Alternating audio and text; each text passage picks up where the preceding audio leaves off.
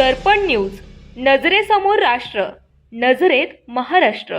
नाही तर वरिष्ठ अधिकारी कदा शासनापर्यंत हा मुद्दा पोहोचूच देत नाही. वरिष्ठ अधिकारी जर एखाद्या सामान्य नागरिकांनी किंवा सामाजिक कार्यकर्त्यांनी पत्रकारांनी जर तक्रार केली तर जिल्हा लेवलवर किंवा छत्रपती संभाजीनगर इथून शासनापर्यंत त्यांचा प्रस्तावच जात नाही. त्यामुळे शासनाच्या मला तरी वाटतं की शासनाच्या निदर्शनाचा हा विषय आलेला नाही.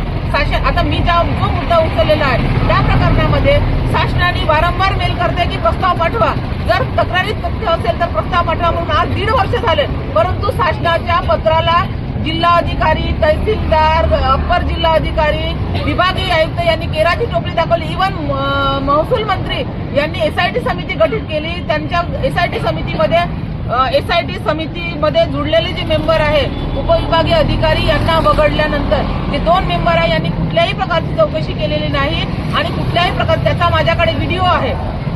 उपजिल्हाधिकारी सूर्यवंशी साहेब यांनी जे स्टेटमेंट दिलं त्याचा माझ्याकडे व्हिडिओ आहे की त्यांनी चौकशी केलेली नाही. त्यांनी जे काही चौकशी केली फक्त फोनवर केली असं त्यांचं स्टेटमेंटचा माझ्याकडे पुरावा आहे.